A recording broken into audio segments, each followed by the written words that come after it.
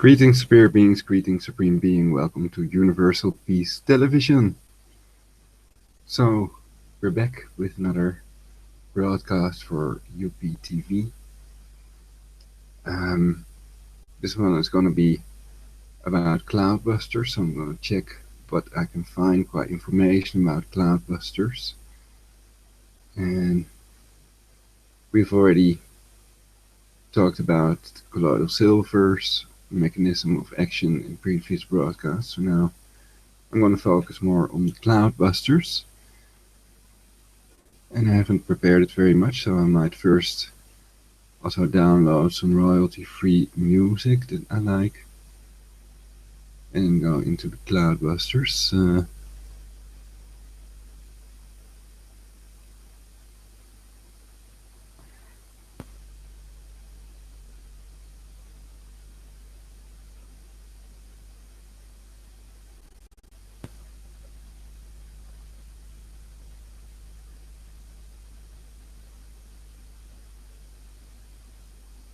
Hmm.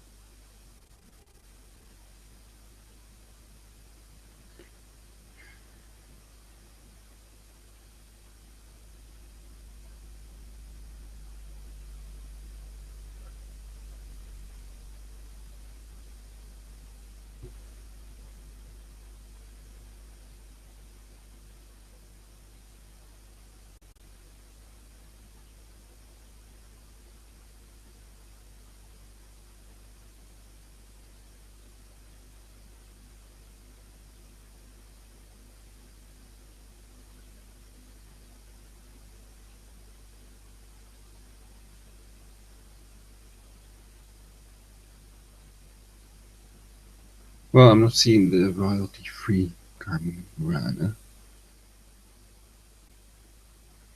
You can also play something else, of course.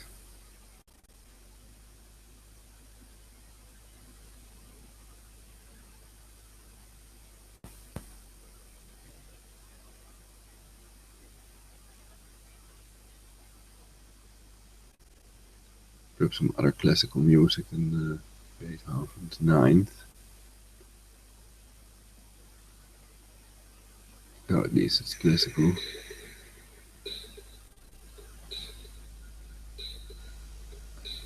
Okay. Pod5.com.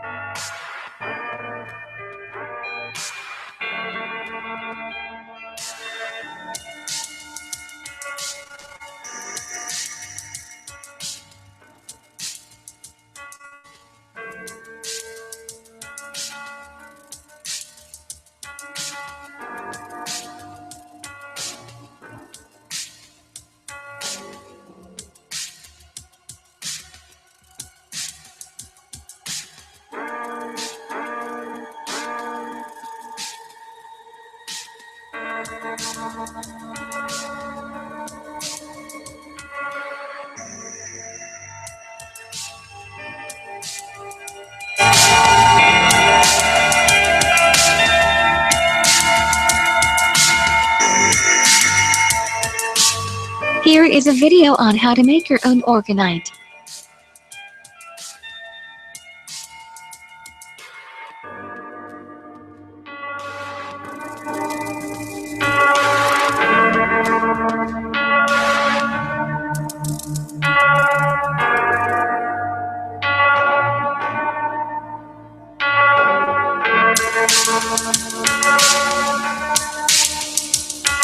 Wright discovered that when non-organic, metal, and organic material, wood or cotton usually, are mixed together in layers, it would act as a magnet to this energy.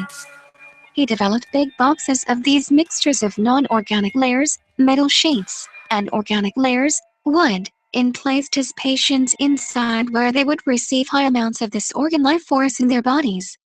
Wright patients were cured of different illnesses including high advanced stages of cancer.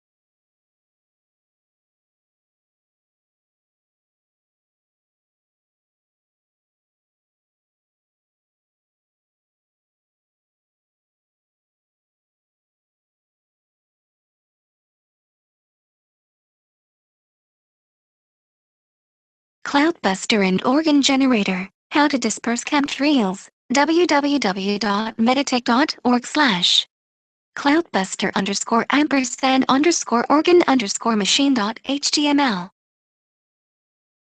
Chemtrails destroyed. How to build a cloudbuster to disperse chemtrails and improve the weather. Deutsch. Editor's note: since this article was first written around the end of 2001, a grassroots network of thousands of people has grown who are using and developing this powerful technology in a number of ways to convert the negative energies that we are being subjected to into positive ones. Many thanks to genius inventor Don Croft. Orgonite. This is the new word for the basis of Don's creation. It's a mixture of metal filings, inorganic substance, and resin, organic substance, and a crystal. It converts negative organ energy to positive organ energy. To be effective over a period of time, it needs to be in earth or running water to cleanse itself of the negative energies it collects.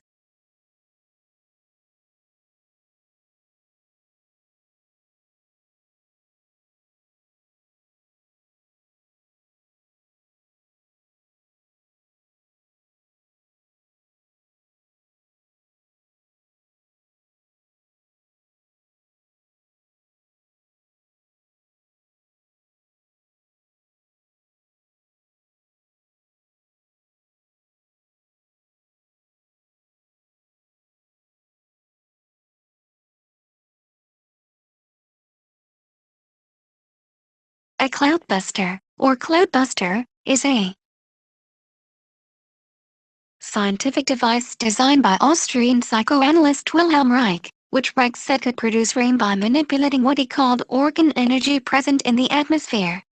1. The cloudbuster was intended to be used in a way similar to a lightning rod, focusing it on a location in the sky and grounding it in some material that was presumed to absorb ORgone, such as a body of water would draw the ORgone energy out of the atmosphere, causing the formation of clouds and rain.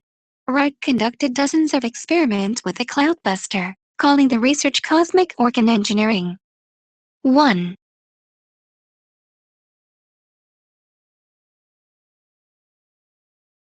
Wilhelm Reich, Ideas, Orgastic Potency Character Analysis Vegetotherapy Proto-Marxism ORgone Energy, Works, Concerning Specific Forms of Masturbation, 1922, Genitality in the Theory and Therapy of Neurosis, 1927, Character Analysis, 1933, The Mass Psychology of Fascism, 1933, The Sexual Revolution, 1936, The Function of the Orgasm, 1942. Listen, Little Man. 1942. Related. American College of Orgonomy Bioenergetic Analysis Body Psychotherapy Gestalt Therapy Neuroarcane Massage Organon. Museum and Burial Site Primal Therapy Sexology Sex Positive. Influenced. Orson Bean Saul Bellow James Bevel Norman O'Brien William Burroughs Gilles Deleuze Paul Edwards Allen Ginsberg Paul Goodman Arthur Janoff Jack Kerouac Alexander Lowen Norman Mailer A.S. Neil Fritz Perls Ola Ragans Isaac Rosenfeld J.D. Salinger William Steig Robert Anton Wilson. Biographers, Robert S. Corrington, 2003, Charles Recraft, 1971, Myron Sheriff, 1983, Christopher Turner, 2011, Literature, Pop Culture, The Strange Case of Wilhelm Reich, 1947, W.R. Mysteries of the Organism, 1971, Me and the Organ, 1971, Cloudbusting, 1985, Wilhelm Reich in Hell, 1987, The All Souls Waiting Room, 2002, The Strange Case of Wilhelm Reich, 2013, Templates, Categories, Category, ORgone Energy Category, Psychoanalysis Template, Psychoanalysis Category, Wilhelm Reich.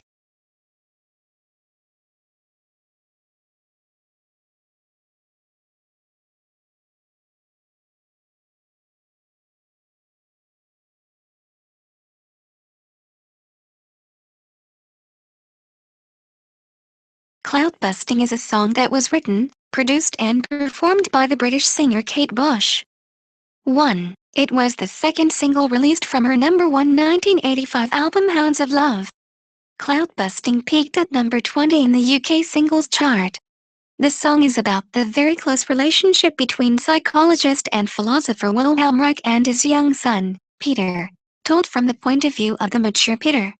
It describes the boy's memories of his life with Reich on their family farm, called Organon, where the two spent time cloudbusting, a rain-making process which involved pointing at the sky, a machine designed and built by Reich, called a cloudbuster.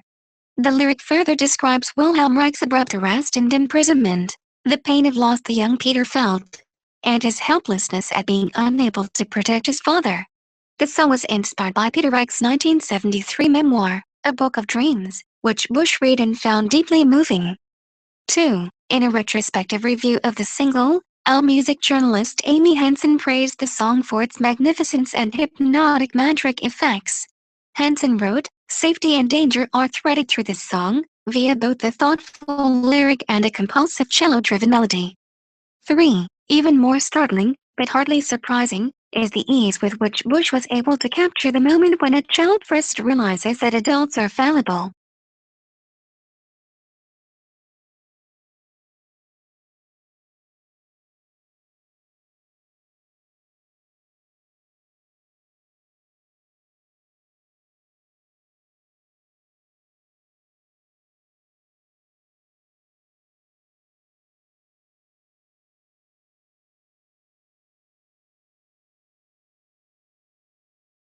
It's 1 a.m.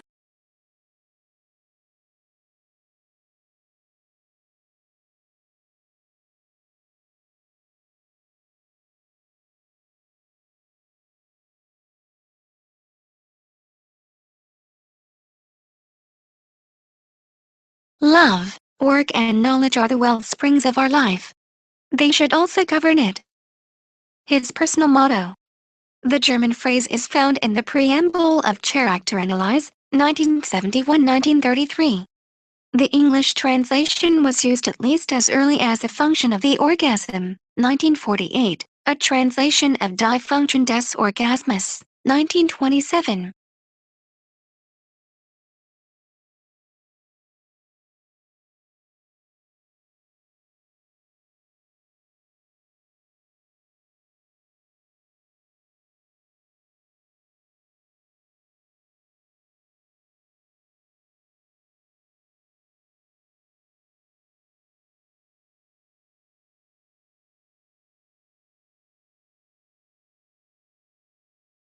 Quote said it. Most intellectual people do not believe in God, but they fear him just the same. Lieb, Arbeiten wissen sind die Quellen unseres Lebens. Sie sollen es regieren. Love, work and knowledge are the wellsprings of our life. They should also govern it. His personal motto. The German phrase is found in the preamble of Charakteranalyse, 1971-1933. The English translation was used at least as early as a function of the orgasm, 1948, a translation of Die Funktion des Orgasmus, 1927. It is sexual energy which governs the structure of human feeling and thinking. Die Sexualität im Kulturkampf, the Sexual Revolution, 1936. I am well aware of the fact that the human race has known about the existence of a universal energy related to life for many ages. However, the basic task of natural science consisted of making this energy usable. Unless we proceed cautiously, there might well arise a few generations of mystics who conceive of the organ metaphysically, divorced from non-living nature and who do not comprehend it from the standpoint of natural science. And it seems to me that we have more than enough mysticism as it is. Orgonotic Pulsation in International Journal of Sex Economy and Organ Research, Volume 3, Number 1, March, 1944. Right throughout his writing seems to use the word mysticism in a sense strongly related to claims of mystical authority over others and on the impositions made by such faith, rather than in its more common use as a word denoting a respect for mystical insight apart from others without necessarily any claim to authority over them. The discovery of organ energy was made through consistent, thorough study of energy functions, first in the realm of the psyche, and later in the realm of biological functioning. Ether, God and Devil, 1949. Rooting in work is crucial to any accomplishment. Rooting in mere enthusiasm will in the long run force illusory measures to keep the fires of empty enthusiasm going. And this makes politics and politicians. Writings, April 19, 1951. Most intellectual people do not believe in God, but they fear him just the same. As quoted in Philosophy, An Introduction to the Art of Wondering, 2005, by James Lee Christian, pages 556. I am well aware of the fact that the human race has known about the existence of a universal energy related to life for many ages. However, the basic task of natural science consisted of making this energy usable. This is the sole difference between my work and all preceding knowledge. Archives of the Organ Institute.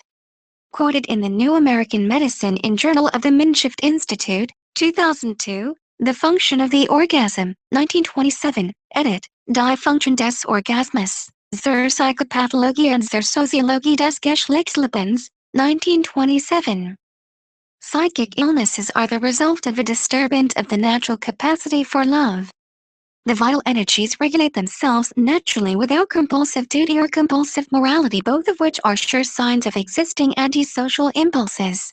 The unity and congruity of culture and nature, work and love, morality and sexuality, longed for from time immemorial, will remain a dream as long as man continues to condemn the biological demand for natural, orgastic, sexual gratification. Only the liberation of the natural capacity for love in human beings can master their sadistic destructiveness. Psychic health depends on orgastic potency, that is, upon the degree to which one can surrender to and experience the climax of excitation in the natural sexual act. It is founded upon the healthy character attitude of the individual's capacity for love. Psychic illnesses are the result of a disturbance of the natural capacity for love. General survey: psychic disturbances are the consequences of the sexual chaos of society. For thousands of years, this chaos has had the function of psychically subjecting men to the prevailing conditions of existence, of internalizing the external mechanization of life. It has served to bring about the psychic anchoring of a mechanized and authoritarian civilization by making man incapable of functioning independently. General survey: the vital energies regulate themselves naturally without compulsive duty or compulsive morality, both of which are sure signs of existing antisocial impulses. General survey: the character structure of modern man, who reproduces a 6,000-year-old patriarchal authoritarian culture, is typified by characterological armoring against his inner nature and against the social misery which surrounds him.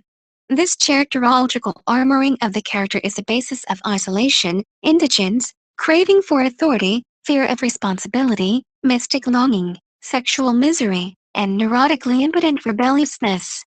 General survey: nature and culture, instinct and morality, sexuality and achievement become incompatible as a result of the split in the human structure. The unity and congruity of culture and nature, work and love, morality and sexuality, longed for from time immemorial, will remain a dream as long as man continues to condemn the biological demand for natural, orgastic, sexual gratification. General survey: a living creature develops a destructive impulse when it wants to destroy a source of danger. In this case, the destruction or killing of the object is the biologically purposeful goal. The original motive is not pleasure in destruction. Rather, the destruction serves the life instinct, and is an attempt to avoid anxiety and to preserve the ego in its totality. I destroy in a dangerous situation because I want to live and do not want to have any anxiety. In short, the impulse to destroy serves a primary biological will to live. Ch. V. The development of the character analytic technique. Every seemingly arbitrary destructive action is a reaction of the organism to the frustration of the gratification of a vital need, especially of a sexual need. Ch. V. The development of the character analytic technique. Sexual anxiety is caused by the external frustration of instinctual gratification and is internally anchored by the fear of the dammed-up sexual excitation. This leads to orgasm anxiety, which is the ego's fear of the overpowering excitation of the genital system due to its estrangement from the experience of pleasure. Orgasm anxiety constitutes the core of the universal, biologically anchored pleasure anxiety. It is usually expressed as a general anxiety about every form of vegetative sensation and excitation, or the perception of such excitation and sensations. The pleasure of living and the pleasure of the orgasm are identical. Extreme orgasm anxiety forms the basis of the general fear of life. Ch. V. The development of the character analytic technique. Only the liberation of the natural capacity for love in human beings can master their sadistic destructiveness. Ch. V. The development of the character analytic technique. Not yet placed by chapter. Scientific theory is a contrived foothold in the chaos of living phenomena. Honest pioneer work in the field of science has always been, and will continue to be, life's pilot. On all sides, life is surrounded by hostility. This puts us under an obligation. The Mass Psychology of Fascism, 1933, edit. Massenpsychologie des Faschismus, 1933, first translated into English in 1942. To be radical, according to Marx, means going to the root of things. If one goes to the root of things, if one understands their contradictory character, the means of mastering the reaction become plain. In its pure form, fascism is the sum total of all irrational reactions of the average human character.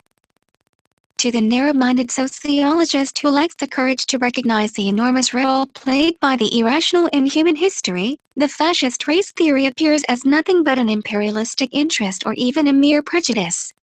The violence and the ubiquity of these race prejudices show their origin from the irrational part of the human character. The race theory is not a creation of fascism.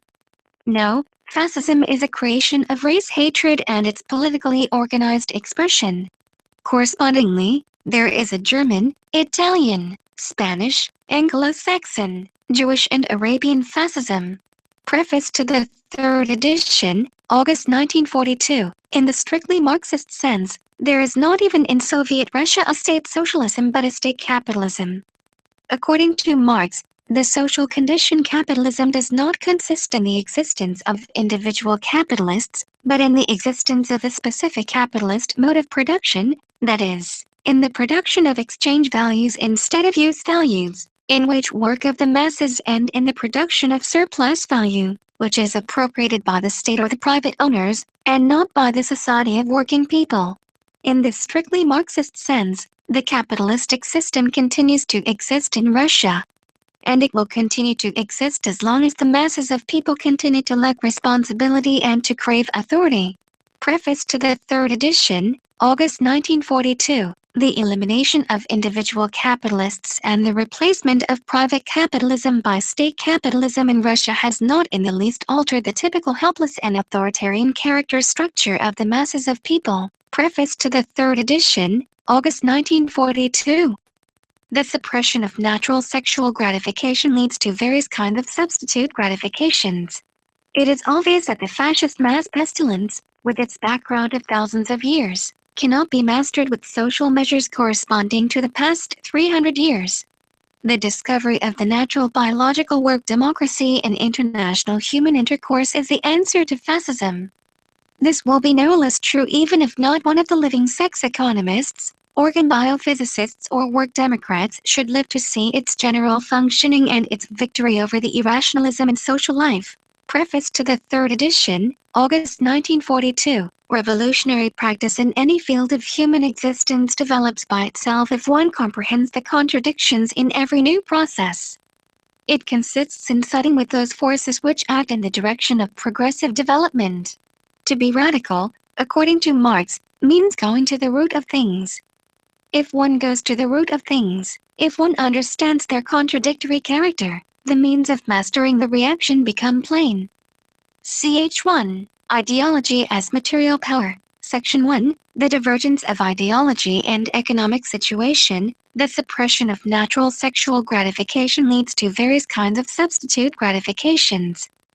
Natural aggression, for example, becomes brutal sadism, which then is an essential mass psychological factor in imperialistic wars. Ch1. Ideology as material power. Section 4. The social function of sexual suppression. If the psychic energies of the average mass of people watching a football game or a musical comedy could be diverted into the rational channels of a freedom movement, they would be invincible. Ch1. Ideology as material power. Section 4. The social function of sexual suppression.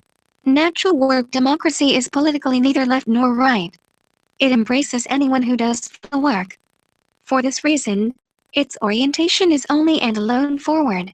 Ch10. Work democracy edit. In this chapter, which is rather anarchistic in nature, Reich expands on ideas of all political parties as both creatures and perpetrators of oppression, which were presented in a pamphlet Die Natürliche Organisation der Arbeit in der Arbeitsdemokratie, the natural organization of work in a working democracy, 1937, published anonymously, of which he states, two things seem to stick in the memory of those who had read it and seemed to appear again and again in their conversations and discussions. One was the word work democracy. The other was two sentences. They sound out of the world, utopian and basically hopeless. Put an end to all politics. Turn to the practical tasks of real life. Natural work democracy is politically neither left nor right. It embraces anyone who does vital work. For this reason, its orientation is only and alone forward. It has no inherent intention of being against ideologies, including political ideologies. On the other hand, if it is to function, it will be forced to take a firm stand, on a factual basis, against any ideology or political party which puts irrational obstacles in its path. Yet, basically, work democracy is not against, as is the rule with politics, but for the formulation and solution of concrete tasks. Section 1. Give responsibility to vitally necessary work. What is new in work democracy is, that for the first time in the history of sociology, a possible future regulation of human society is derived not from ideologies or conditions that must be created, but from natural processes that have been present and have been developing from the very beginning. What is new in work democracy is that for the first time in the history of sociology, a possible future regulation of human society is derived not from ideologies or conditions that must be created, but from natural processes that have been present and have been developing from the very beginning. Work democratic politics is distinguished by the fact that it rejects all politics and demagogism. Masses of working men and women will not be relieved of their social responsibility. They will be burdened with it. Work Democrats have no ambition to be political furriers, nor will they ever be permitted to develop such an ambition. Section 1. Give responsibility to vitally necessary work. Therein translation, what is new in work democracy is that for the first time in the history of sociology a possible future order of human society is deduced not from ideologies or from conditions yet to be created, but from processes which are naturally given and which have always been in operation. What is new in it is the renunciation and rejection of any kind of politics and demagogy. New is that, instead of the working masses of people being relieved of social responsibility, they are being burdened with it. Further, that the work Democrats have no political ambitions nor are allowed to develop any. Further, that it consciously develops formal democracy, which means merely the voting for ideological representatives without any further responsibility on the part of the voter, into genuine, factual and practical democracy on an international scale. A democracy which is born, in progressive organic development, by the functions of love, work and knowledge. Work democracy adds a decisive piece of knowledge to the scope of ideas related to freedom. The masses of people who work and bear the burden of social existence on their shoulders neither are conscious of their social responsibility nor are they capable of assuming the responsibility for their own freedom. This is the result of the century-long suppression of rational thinking, the natural functions of love, and scientific comprehension of the living. Everything related to the emotional plague in social life can be traced back to this incapacity and lack of consciousness. It is work democracy's contention that, by its very nature, politics is and has to be unscientific, that is, that it is an expression of human helplessness, poverty, and suppression. Section 1. Give responsibility to vitally necessary work.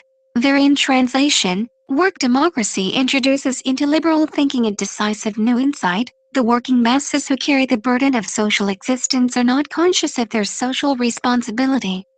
Nor are they as the result of thousands of years of suppression of rational thinking, of the natural love function and of the scientific comprehension of living function incapable of the responsibility for their own freedom.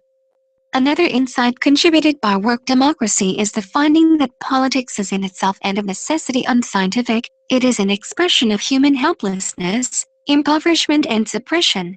If freedom means, first of all, the responsibility of every individual for the rational determination of his own personal, professional and social existence, then there is no greater fear than that of the establishment of general freedom. Only a work democracy can create the foundation of genuine freedom. Long experience in sociological disputes leads me to expect that a great many people will take offense at the disclosure of this miscalculation. It makes the highest demands on people's will to veracity. It puts a heavy burden on everyday living. It places all social responsibility on those who work, be it in the factory, in the office, on the farm, in the laboratory, or wherever. Section 2. The biological miscalculation in the human struggle for freedom. If freedom means, first of all, the responsibility of every individual for the rational determination of his own personal, professional and social existence, then there is no greater fear than that of the establishment of general freedom. Without a thoroughgoing solution of this problem, there never will be a peace lasting longer than 1 or 2 generations. To solve this problem on a social scale, it will take more thinking, more honesty and decency, more conscientiousness, more economic, social and educational changes in social mass living than all the efforts made in previous and future wars and post-war reconstruction programs taken together. Section 2. The biological miscalculation in the human struggle for freedom. The fact that political ideologies are tangible realities is not a proof of their vitally necessary character. The bubonic plague was an extraordinarily powerful social reality, but no one would have regarded it as vitally necessary. In the course of thousands of years of mechanical development, the mechanistic concept, from generation to generation, has anchored itself deeply in man's biological system. In so doing, it actually has altered human functioning in the sense of the machine-like. In the process of killing his genital function, man has become biologically rigid. He has armored himself against that which is natural and spontaneous within him. He has lost contact with the biological function of self-regulation and is filled with a strong fear of that which is alive and free. Section 2. The biological miscalculation in the human struggle for freedom. Work democracy does not wish to prevent or prohibit anything. Its only intention is the fulfillment of the biological life functions of love, work and knowledge.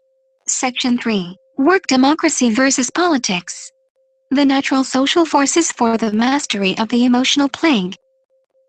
The fact that political ideologies are tangible realities is not a proof of their vitally necessary character.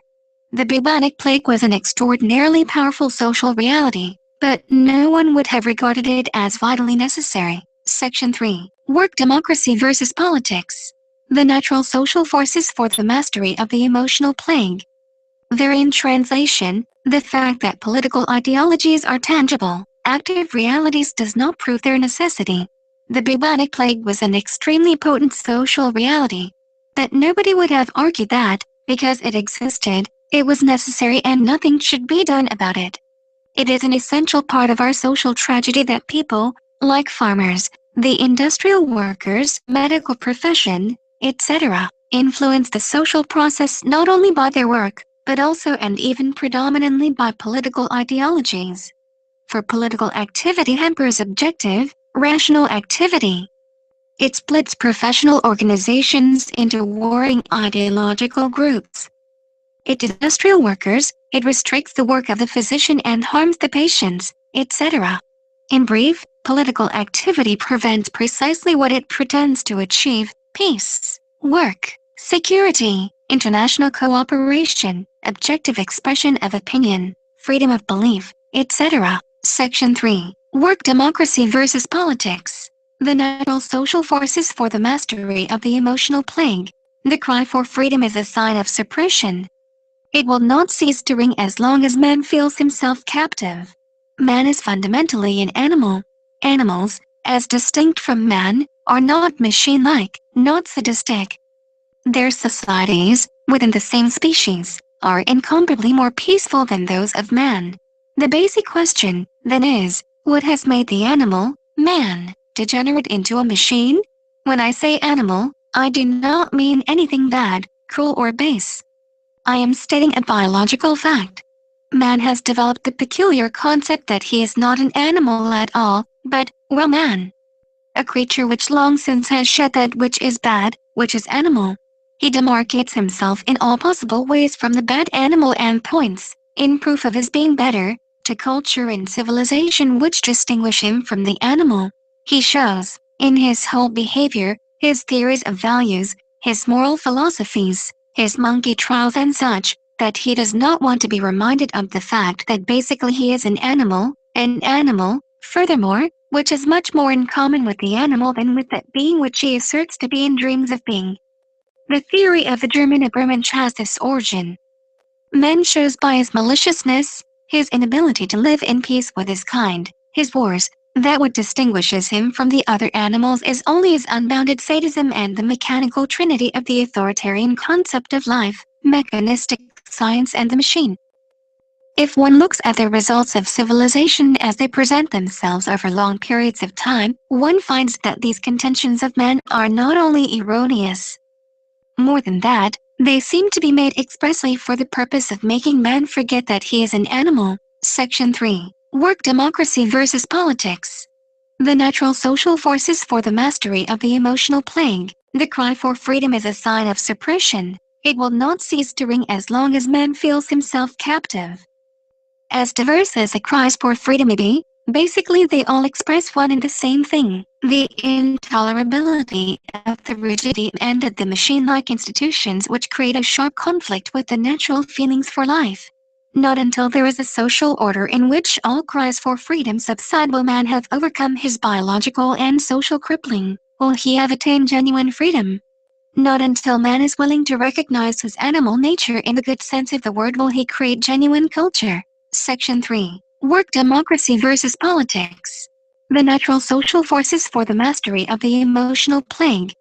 Therein translation, the cry for freedom is a sign of suppression. It will never cease as long as man feels himself to be trapped. No matter how different the cries for freedom may be, at bottom they always express one and the same thing: the intolerableness of the organism's rigidity and the mechanical institutions of life, which are sharply at variance with the natural sensations of life. Not until man acknowledges that he is fundamentally an animal, will he be able to create a genuine culture. The responsibility for war falls solely upon the shoulders of these same masses of people, for they have all the necessary means to avert war in their own hands. In part by their apathy, in part by their passivity, and in part actively, these masses of people make possible the catastrophes under which they themselves suffer more than anybody else. Under the influence of politicians, masses of people tend to ascribe the responsibility for wars to those who wield power at any given time. In World War I it was the munitions industrialists. In World War II it was the psychopathic generals who were said to be guilty. This is passing the buck. The responsibility for war falls solely upon the shoulders of these same masses of people, for they have all the necessary means to avert war in their own hands. In part by their apathy, in part by their passivity, and in part actively, these masses of people make possible the catastrophes under which they themselves suffer more than anybody else. To stress this guilt on the part of masses of people, to hold them solely responsible, means to take them seriously. On the other hand, to commiserate masses of people as victims, means to treat them as small, helpless children. The former is the attitude held by genuine freedom fighters. The latter the attitude held by the power-thirsty politicians. Section 3. Work democracy versus politics. The natural social forces for the mastery of the emotional plague. Therein translation, under the influence of politicos, the masses blame the powers that be for wars. In the First World War it was the munition magnates, in the Second the psychopath general. This is shifting the responsibility. The blame for the war belongs only and alone to the same masses of people who have all the means of preventing wars. The same masses of people who partly through indolent passivity, partly through their active behavior make possible the catastrophes from which they themselves suffer most horribly. To emphasize this fault of the masses, to give them the full responsibility, means taking them seriously. On the other hand, to pity the masses as a poor victim means treating them like a helpless child. The first is the attitude of the genuine fighter for freedom, the latter is the attitude of the politico. It remains to be seen what part politics will play in the eradication of the political emotional plague and what part the consciously organized functions of love, work and knowledge. Rulers and generals muster their troops. Magnates muster the sums of money which give them power. The fascist dictators muster the irrational human reactions which make it possible for them to attain and maintain their power over the masses. The scientists muster knowledge and means of research. But, thus far, no organization fighting for freedom has ever mustered the biological arsenal where the weapons are to be found for the establishment and the maintenance of human freedom. All precision of our social existence notwithstanding, there is as yet no definition of the word freedom which would be in keeping with natural science. No word is more misused and misunderstood. To define freedom is the same as to define sexual health. But nobody will openly admit this.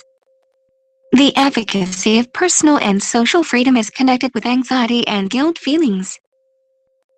As if to be free were a sin, or at least not quite as it should be. Sex economy makes this guilt feeling comprehensible. Freedom without sexual self-determination is in itself a contradiction. But to be sexual means, according to the prevailing human structure, to be sinful or guilty. There are very few people who experience sexual love without guilt feeling. Free love has acquired a degrading meaning. It lost the meaning given it by the old fighters for freedom. In films and in books, to be genital and to be criminal are presented as the same thing. Section 3. Work democracy versus politics. The natural social forces for the mastery of the emotional plague. For a decade, the politics of the European dictators was unrevolved. In order to comprehend the essence of politics, one only has to remember that it was a Hitler who, for many years, was able to keep the world breathless. Hitler as a political genius was a magnificent unmasking of the essence of politics in general. With Hitler, politics reached the peak of its development. We know what were its fruits and what was the reaction of the world. In brief, I believe that the 20th century, with its gigantic catastrophes, ushers in a new social era, an era free of politics. It remains to be seen what part politics will play in the eradication of the political emotional plague and what part the consciously organized functions of love, work and knowledge. Section 3. Work democracy versus politics. The natural social forces for the mastery of the emotional plague. Listen, little man. 1948, edit. You are free only in one sense, free from education in governing your life yourself, free from self-criticism. I tell you, only you yourself can be your liberator. Your life would be good and secure when aliveness will mean more to you than security. Love more than money. Your freedom more than party line or public opinion. Follow the voice of your heart, even if it leads you off the path of timid souls. Do not become hard and embittered, even if life tortures you at times. There is only one thing that counts, to live one's life well and happily. You worship the Christ child. The Christ child was born of a mother who had no marriage certificate. What you worship in the Christ child, you poor little marriage-ridden man, is your own yearning for sexual freedom. They call you little man, common man. They say a new era has begun, the era of the common man. It isn't you who says so, little man. It is they, the vice presidents of great nations, promoted labor leaders, repentant sons of bourgeois families, statesmen and philosophers. They give you your future but don't ask about your past. I have never heard you complain. You promote me to be the future master of myself in the world, but you don't tell me how one is to be the master of oneself, and you don't tell me the mistakes in my thinking and my actions.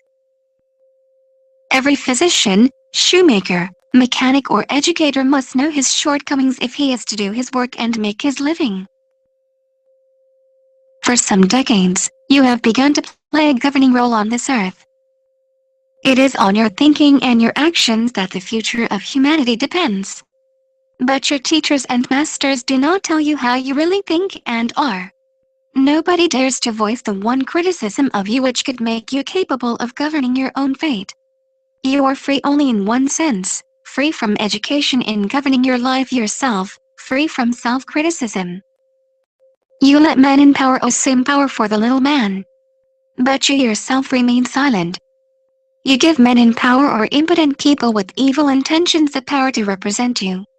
Only too late do you realize that again and again you are being defrauded. See yourself as you really are. Listen to what none of your leaders and representatives dares tell you. You are a little, common man. Understand the double meaning of these words, little and common. Don't run. Have the courage to look at yourself. What right do you have to tell me things? I can see this question in your apprehensive look. I hear this question from your impertinent mouth, little man. You are afraid to look at yourself, you are afraid of criticism, little man, just as you are afraid of the power they promise you. You would not know how to use this power.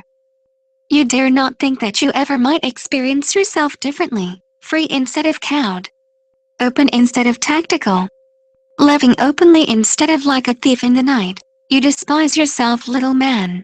You say, who am I to have an opinion of my own, to determine my own life and to declare the world to be mine? You are right, who are you to make a claim to your life?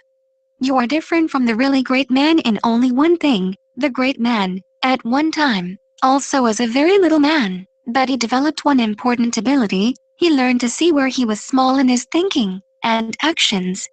Under the pressure of some task which was dear to him, he learned better and better to sense the threat that comes from his smallness and pettiness. The great man, then, knows when and in what he is a little man. The little man does not know that he is little, and he is afraid of knowing it. He covers up his smallness and narrowness with illusions of strength and greatness, of others' strength and greatness. He is proud of his great generals but not proud of himself. He admires that which he did not have and not that thought he did have. He believes in things all the more thoroughly the less he comprehends them, and does not believe in the correctness of those ideas which he comprehends most easily. Your liberators tell you that your suppressors are Wilhelm, Nicolaus, Pope Gregory the 28th, Morgan, Krupp or Ford. And your liberators are called Mussolini, Napoleon, Hitler and Stalin. I tell you, only you yourself can be your liberator. Pope Gregory the 28th may be an error, or may be a satirization of the Roman Catholic Church as both an eternal oppressor and scapegoat for oppressors.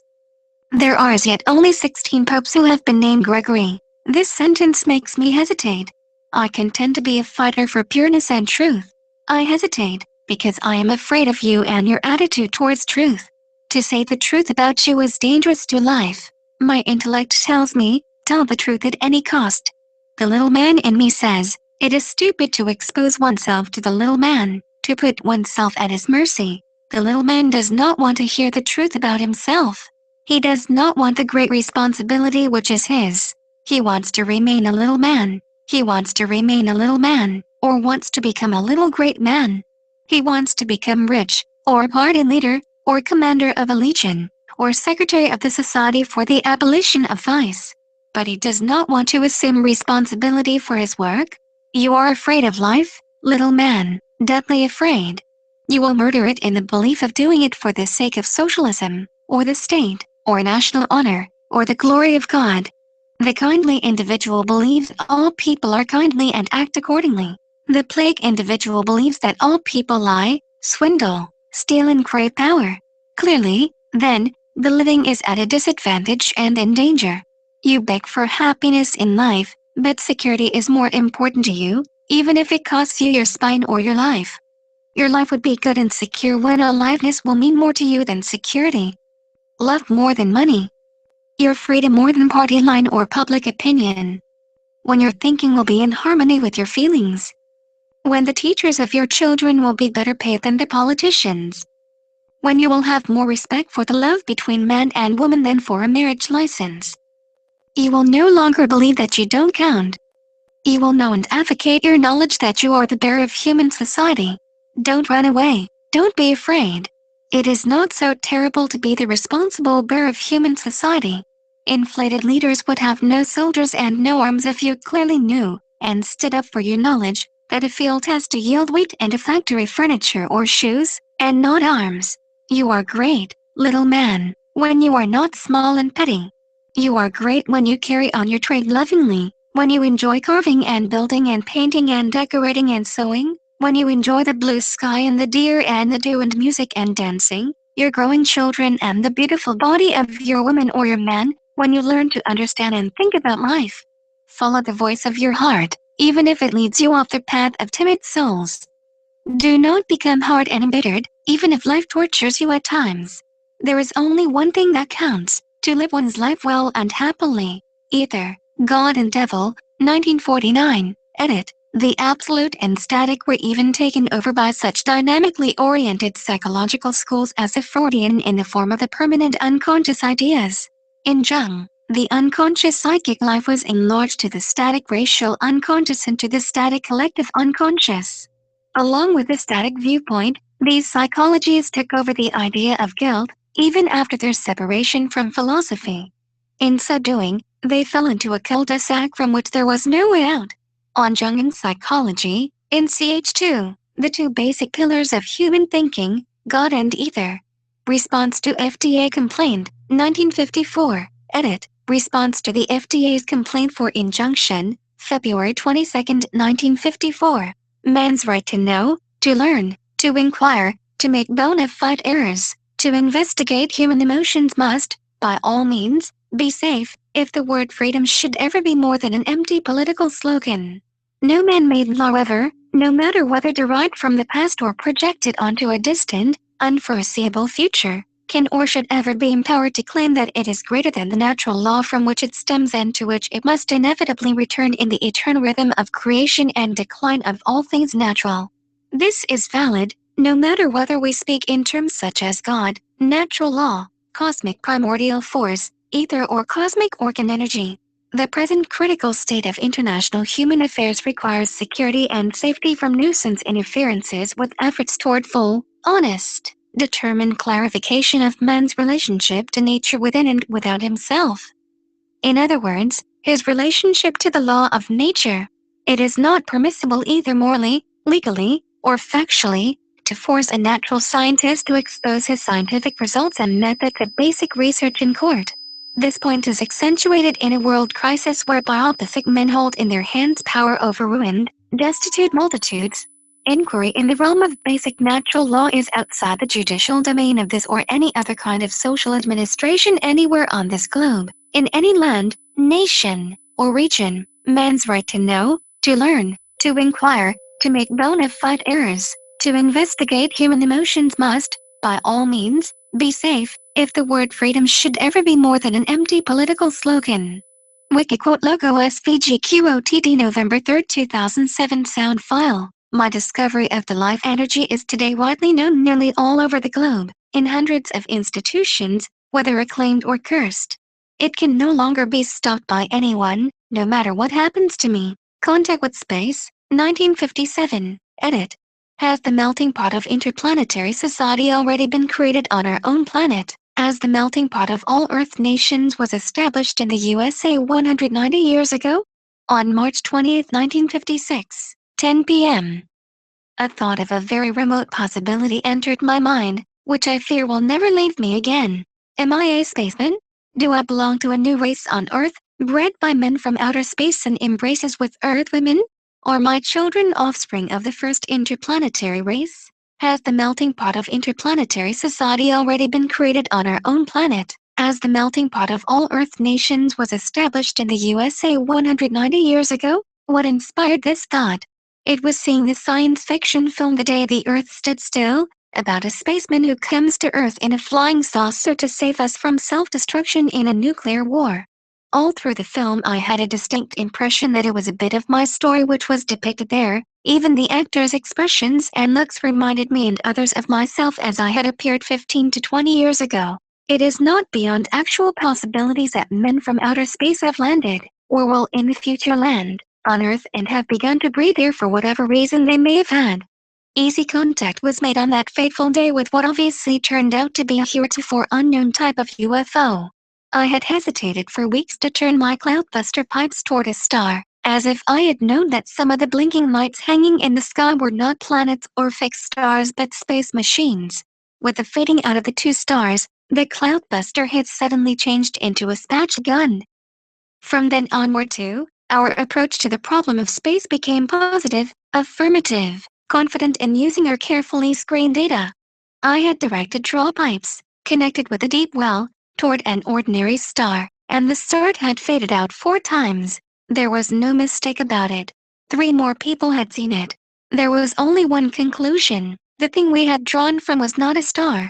It was something else. A UFO. Quotes about Reg Edit. On top of the world, looking over the edge, you could see them coming. Kate Bush. You look too small, in their big, black car, to be a threat to the men in power. Kate Bush. His ideas have something to offend everybody, and he ended up becoming the only heretic in American history whose books were literally burned by the government. Reich was not only thrown in prison, but they chopped up all the scientific equipment in his laboratory with axes and burned all of his books in an incinerator. Robert Anton Wilson. I'm not a Reichian in the sense of somebody who thinks he was the greatest scientist who ever lived and discovered the basic secrets of psychology, physics and everything else, all in one lifetime. But I think he has enough sound ideas that his unpopular ideas deserve further investigation. Robert Anton Wilson, alphabetized by author, on top of the world, looking over the edge, you could see them coming. You look too small, in their big, black car, to be a threat to the men in power. Kate Bush, In Cloudbusting, sung from the perspective of Reich's son Peter, as his father was being arrested for contempt of court.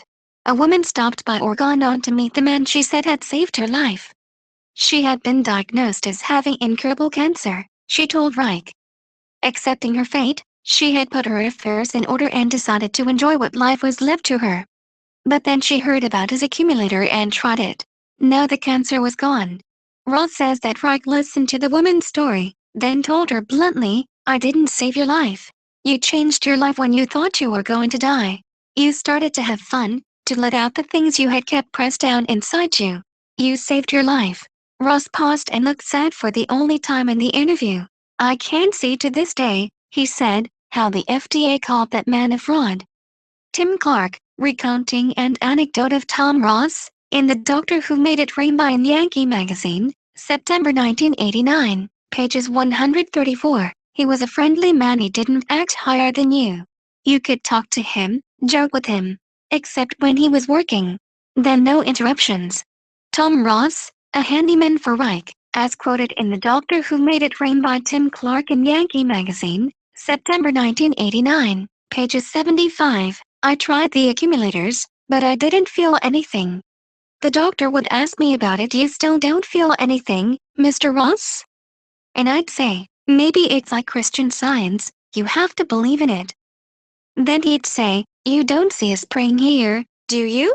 Tom Ross, a handyman for Reich, as quoted in The Doctor Who Made It Rain by Tim Clark in Yankee Magazine, September 1989, pages 76. Gardner writes about various kinds of cranks with the conscious superiority of the scientist, and in most cases one can share his sense of the victory of reason.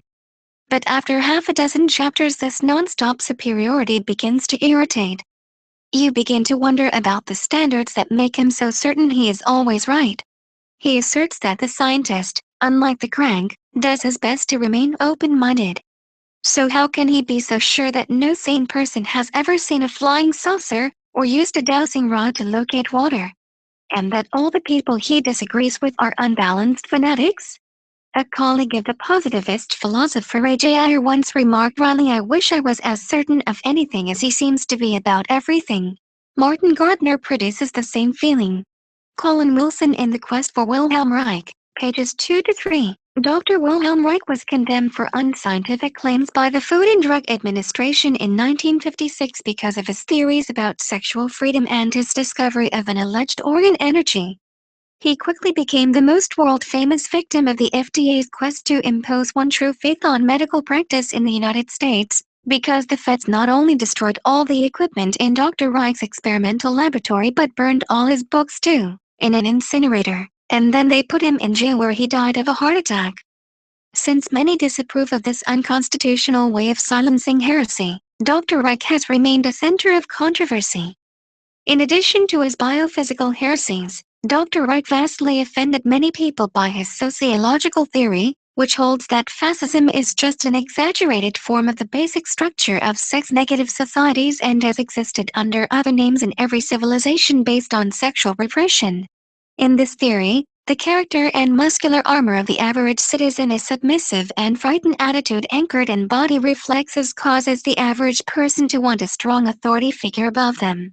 Tyranny, in this model, is not created by tyrants alone but by neurotic masses who want tyrants. Robert Anton Wilson, in Everything is Under Control, Conspiracies, Cults, and Cover-Ups, 1998, pages 361.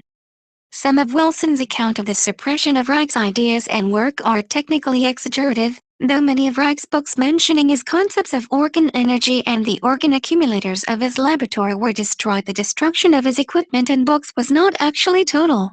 I really dread serious people, especially serious, dogmatic people. I regard them as sort of what Reich called the emotional plague. I regard them as very dangerous. Robert Anton Wilson, in an interview, Robert Anton Wilson on Wilhelm Reich, March 1995, he had a great capacity to arouse irrational hatred obviously, and that's because his ideas were radical in the most extreme sense of the word radical. His ideas have something to offend everybody, and he ended up becoming the only heretic in American history whose books were literally burned by the government. Timothy Leary spent 5 years in prison for unorthodox scientific ideas. Ezra Pound spent 13 years in a nut house for unorthodox political and economic ideas. Their books were not burned. Reich was not only thrown in prison, but they chopped up all the scientific equipment in his laboratory with axes and burned all of his books in an incinerator. Now that interests me as a civil liberties issue. When I started studying Reich's works, I went through a period of enthusiasm, followed by a period of skepticism, followed by a period of just continued interest, but I think a lot of his ideas probably were sound. A lot probably were unsound. And, I'm not a Reichian in the sense of somebody who thinks he was the greatest scientist who ever lived and discovered the basic secrets of psychology, physics and everything else, all in one lifetime. But I think he has enough sound ideas that his unpopular ideas deserve further investigation. Robert Anton Wilson, in Robert Anton Wilson on Wilhelm Reich, March 1995, external links edit, Wikipedia. Wikipedia has an article about Wilhelm Reich, Commons. Wikimedia Commons has media related to Wilhelm Reich, ORgone, the Wilhelm Reich Museum, brief biography at the Wilhelm Reich Infant Trust, profile of Wilhelm Reich at ORgone.org, review of Listen, Little Man. ORgone Biophysical Research Laboratory, online bibliography on orgonomy, university theses and dissertations focused on Reich's work, ORgone.org, Reich's FBI file, Skeptics Dictionary, ORgone Energy, Wilhelm Reich. Response to Martin Gardner's attack on Reich and ORgone research in the Skeptical Inquirer, the American College of Orgonomy, Scientific Reproduction of Reich's Biophysical Experiments, a skeptical scrutiny of the works and theories of Wilhelm Reich. Wilhelm Reich within the Project LSR, ORgone Forgone, Wilhelm Reich by Ellsworth F. Baker in Journal of Orgonomy Volume 1, 1968, Marxism and Psychoanalysis, Notes on Wilhelm Reich's Life and Work, William Reich in Hell, Introduction to Reich and Gurdjieff, Sexuality and the Evolution of Consciousness, 1995, by David M. Brzezinski, Man's Right to Know, The Story of Wilhelm Reich video online, for Public Orgonomic Research Exchange, site prior to 2007, only at the Internet Archive Wayback Machine, categories. Agnostics, Jews, Psychiatrists, Psychologists, 1950s Death, Navigation menu, not logged in, talk contributions, create e-account, login page, discussion, read, edit, view history. Main page, community portal, village pump, recent changes, random page, help, donate, contact, Wikiquote links, people, literary works, proverbs, films, TV shows, themes, categories, print export, create a book, download as PDF, printable version, other projects, Wikipedia, Wikisource, tools, what links here, related changes, upload file, special pages, permanent link, page information, Wikidata item, cite this page, in other languages. Deutsch, Espanol.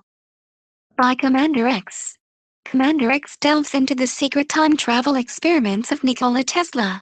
Long before the disastrous Philadelphia experiment, partially based on Tesla technology, Nikola Tesla discovered by accident the secrets of traveling through time and the inherent dangers of tampering with the cosmic framework that governs the laws of time and space. I have long been an admirer of the great inventor Nikola Tesla.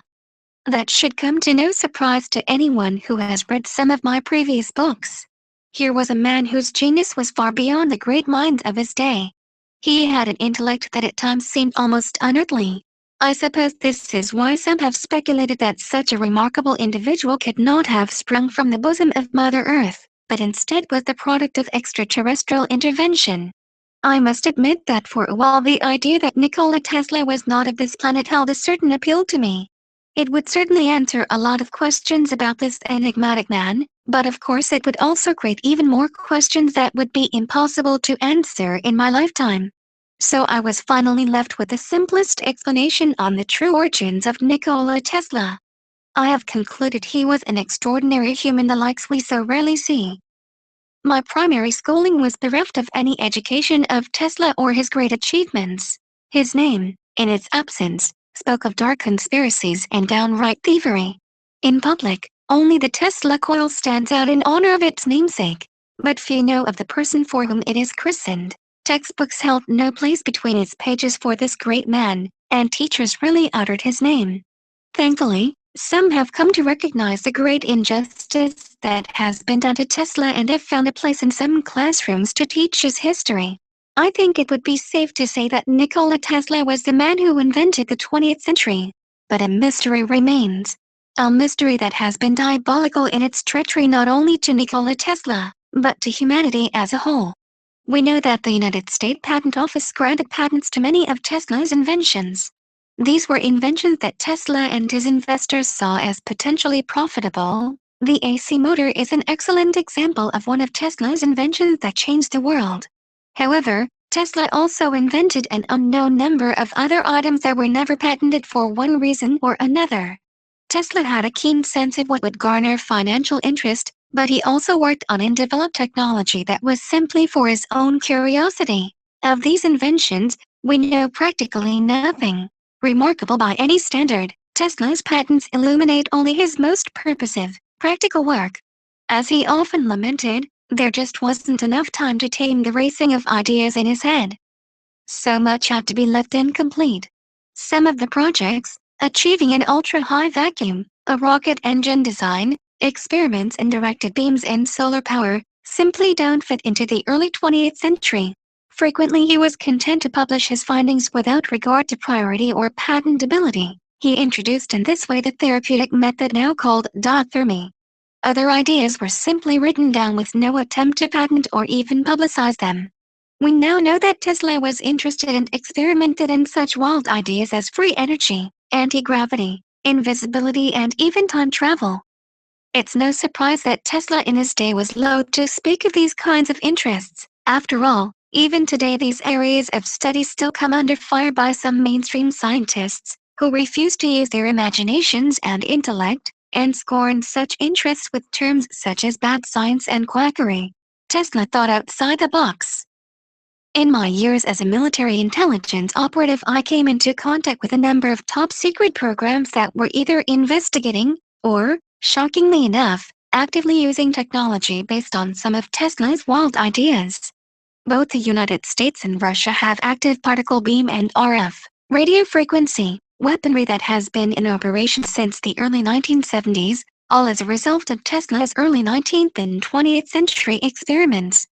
To say that there are other black-budget projects involving Tesla-based research would wildly underestimate the total amount of research and development being conducted right now by many countries worldwide. And these are the projects that we know about. Who knows how many deep, dark, secret projects are being conducted right now with science that could be decades, even hundreds of years beyond what civilian science knows today. Small discoveries lead to great things. In 1895, while conducting research with his step-up transformer, Nikola Tesla had his first indications that time and space could be influenced by using highly charged, rotating magnetic fields. Part of this revelation came about from Tesla's experimentation with radio frequencies and the transmission of electrical energy through the atmosphere.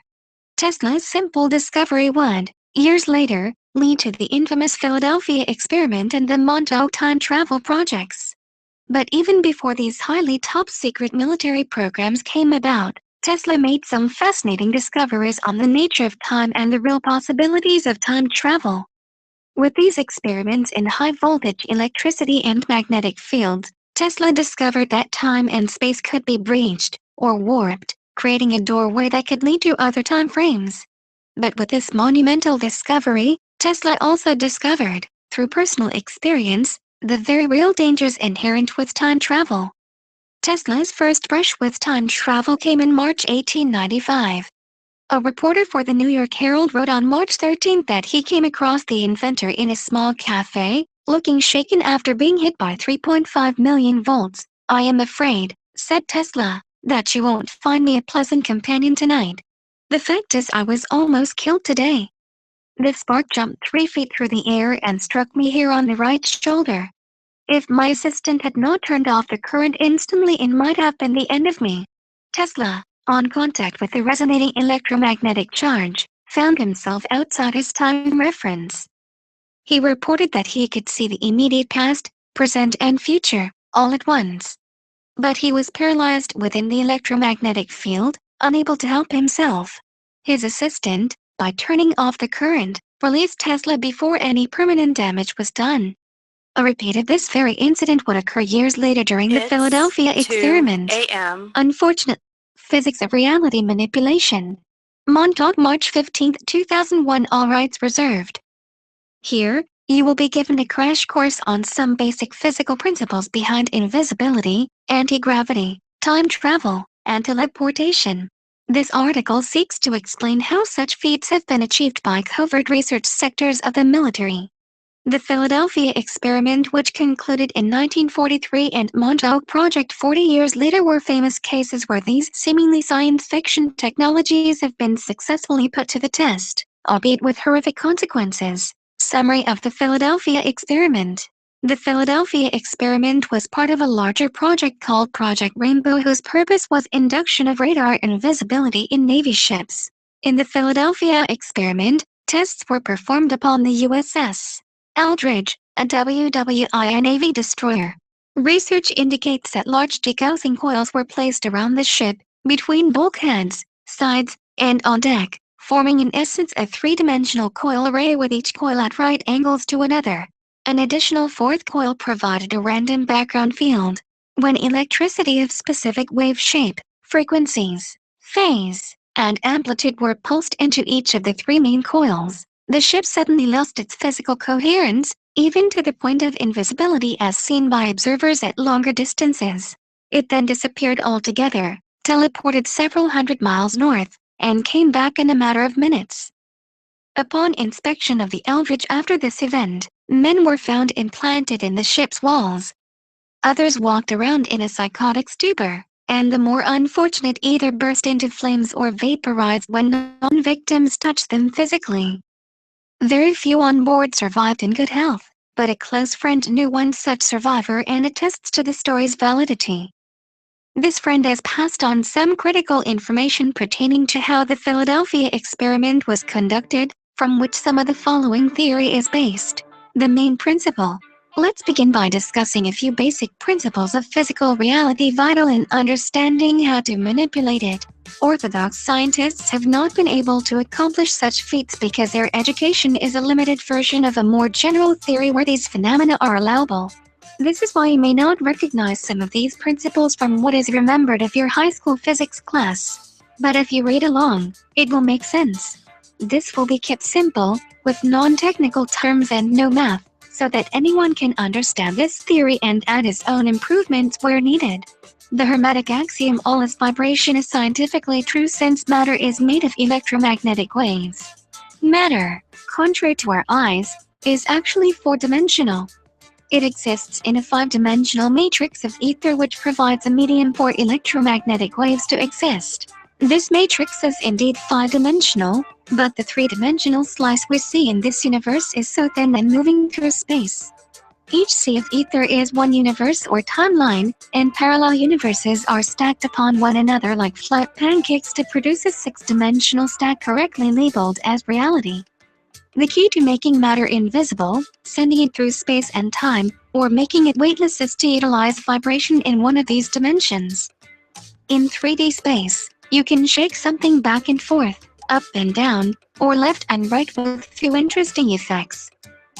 But reality is composed of more than three dimensions, and creating an electric or magnetic field that grabs onto matter and vibrates it into higher dimensions allows you to alter the characteristics of matter, different characteristics depending on which dimension the direction of vibration. Orthodox scientists are working within the 3D framework and hence are only able to produce the limited technology we see regularly today. Creating these hyperdimensional fields is achieved through special coil geometry and electrification of matter. Here is a table summarizing the techniques to be discussed in the remainder of this article. Direction of applied frequency. Method, effect. Third dimension.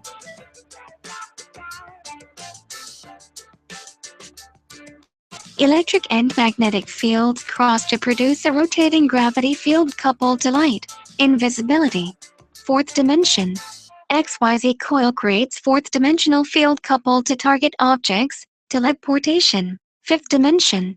Solitonic gravity field modulates magnetic flux to channel ether around target object, anti-gravity. Sixth dimension. Caduceus coil produces scalar field, time travel, invisibility. For an object to appear invisible, light must either pass through or bend around it. In this section, a method of bending light will be the focus. Light can go through if the object itself is rotated out of this dimension, but this technique will not be included here. Light doesn't bend under an externally applied electric or magnetic field because photons themselves have no net electric charge. However, it is well known that gravity bends light. In the case of solar eclipses, starlight from behind the sun can reach Earth because the sun's intense gravitational field acts like a lens, diverting the starlight toward us. But producing the same intensity in the lab can be disastrous if not impossible. Light barely bends in the planet's gravitational field because it is not strongly coupled to the field.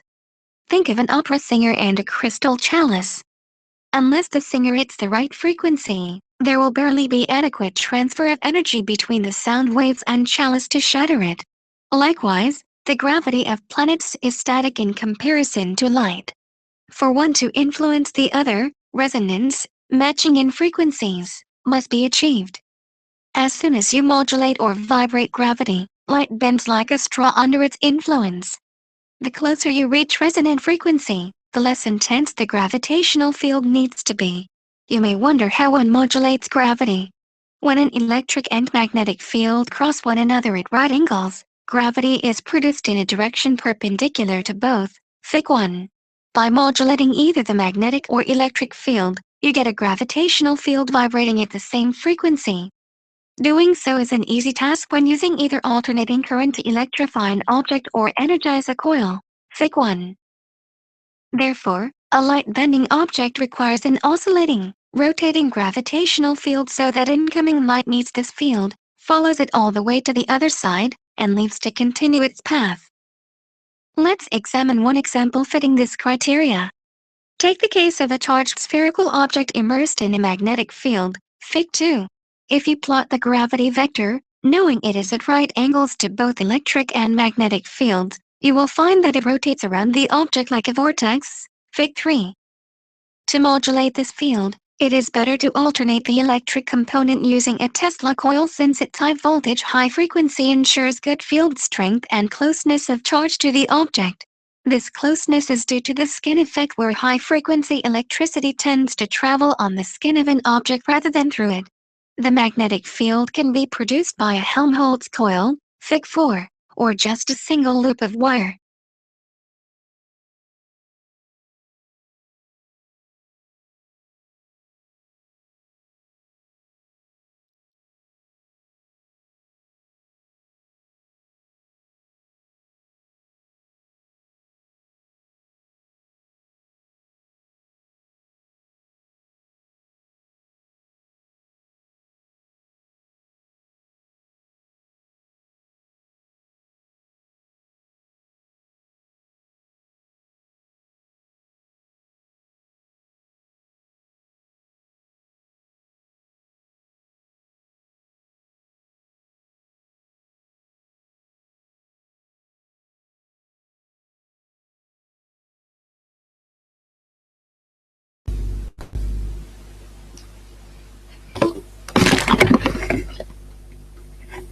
Okay, I thought it was pretty interesting.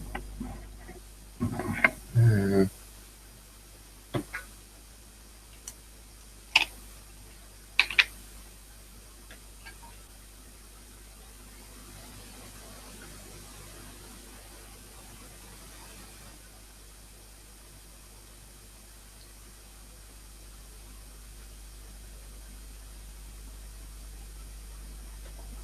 People need love.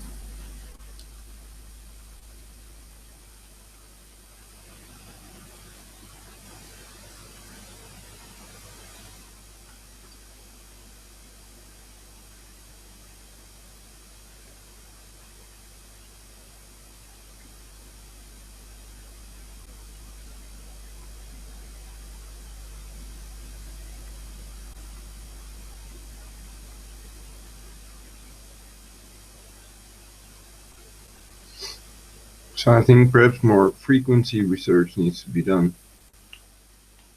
Practical applications of scalar waves and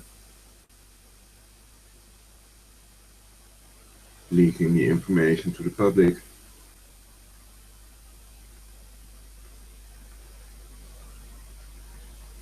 But of course, only the information that would make a better world and a better future for us all.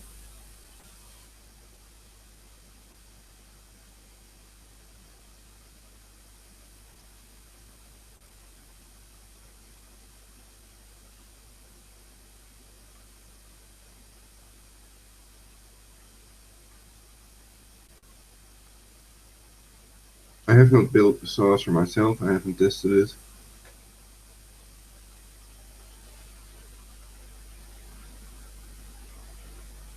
I've one time filmed a partially invisible person on the parking lot.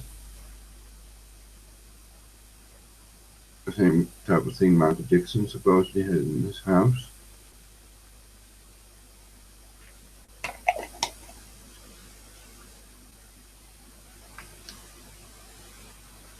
And I made a photograph of what looked like a flying saucer, but it was only visible as a shade basically in the light, but exactly the shape of Honeyboo or what's the other one?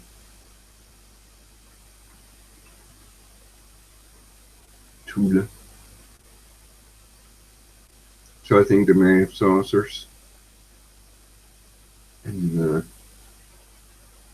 Project Bluebeam was exposed, so the idea of invading, a fake alien invasion, and depopulating the Earth, etc., that's also exposed. And so is Plan 88 of the Pentagon. And,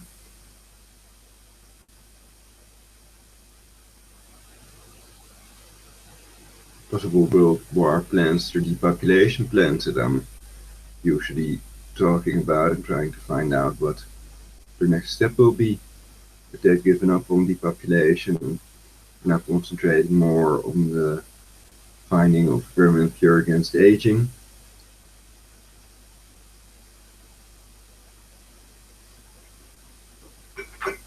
Somebody might be spending loads of money on that, and that's logical, because otherwise we all die and it's finished forever.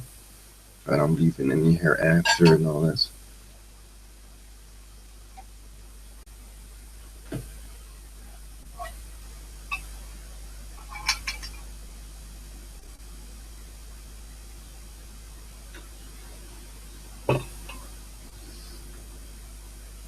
And nothingness is nothingness, so we won't notice that period until we are either reborn or energy is transformed into something else. So that's not the reincarnation idea, it's more the idea of we are energy, so we're never going to amount to nothing.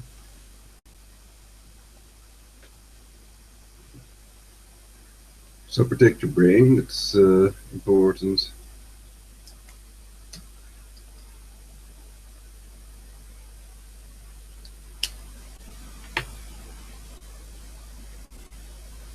If you're using coil, then it's important to know what frequency to use. For example, 528 Hz.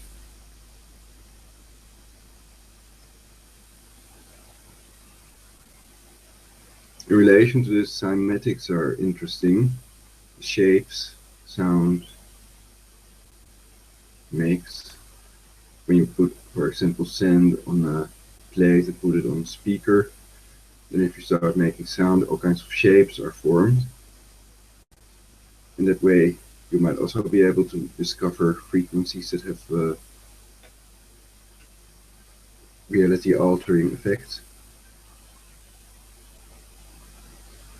Make people horny, or give them the ability to think and kill certain viruses. Videos of that on YouTube are Dr. Rife, Plasma, killing organism, etc. Search on that and you'll find it. And then you see the organism explode when exposed to its eigenfrequency, aka mortal oscillatory rate frequency. And I'm looking for the frequency of the centipede Lithobius forficatus. So I would appreciate it if people would have such a centipede that they could check what frequency it responds to. Do a scan between 0 to 2000 Hertz or 5000. A very slow frequency sweep, and then look if there are frequencies that make the centipede respond in a strange way. You can also look first at bacteria, because if people have contacted me that have these centipedes in their body, so that can happen. And in reality, I've warned in my videos never to sleep in a house where you saw a centipede. Anyway, some people's lives depend on it also. In light of depopulation, perhaps it's best to create a centipede pandemic. There's all these cows and animals and humans die of centipedes in their body.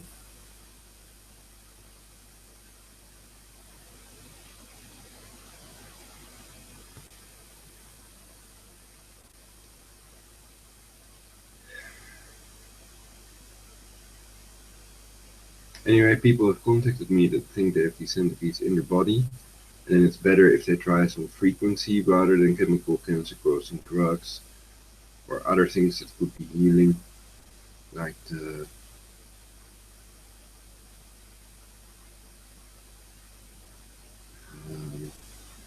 absinthe, absinthium, and diatomaceous earth, and lots of other stuff that I've discovered.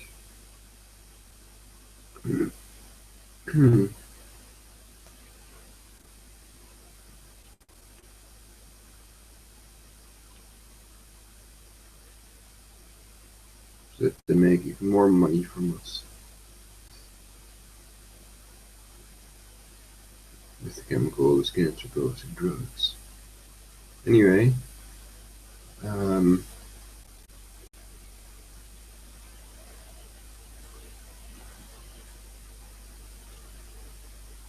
well, I think that I've said what I wanted to say. Perhaps I'll go to bed early. Well, it's 2:17 already, so people can buy or make their own Cloudbuster. Making it yourself is even better.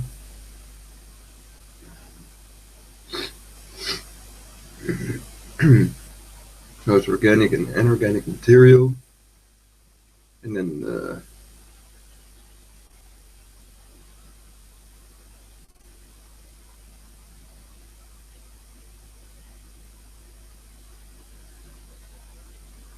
some crystals, quartz crystals with the isoelectric effect.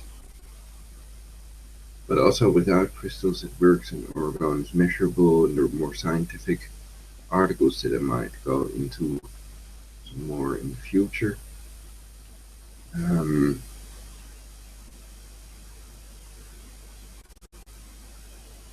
without a plasma shield, people cannot protect the brainwave from being altered, and obviously protect themselves against people abusing this technology to dominate and enslave humanity.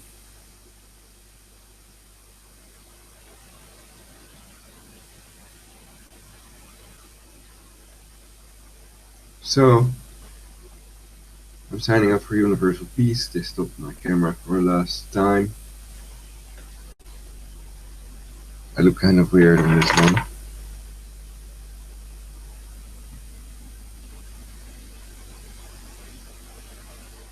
No, let's do it again, because this is not good enough.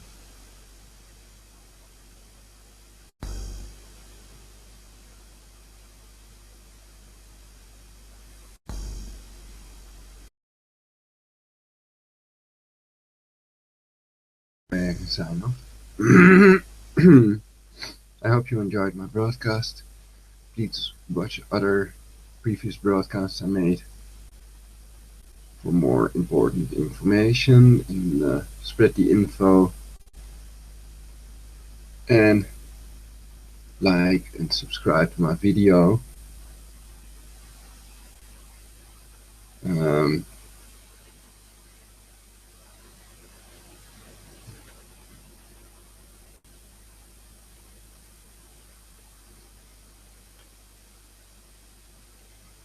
all right.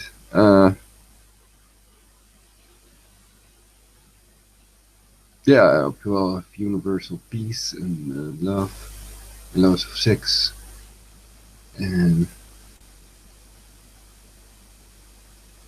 I'm sure that 99% or more of the world's global population is not in on torturing me. So I hope that paradise on Earth is created soon. So I'm hoping for singularity, for universal peace.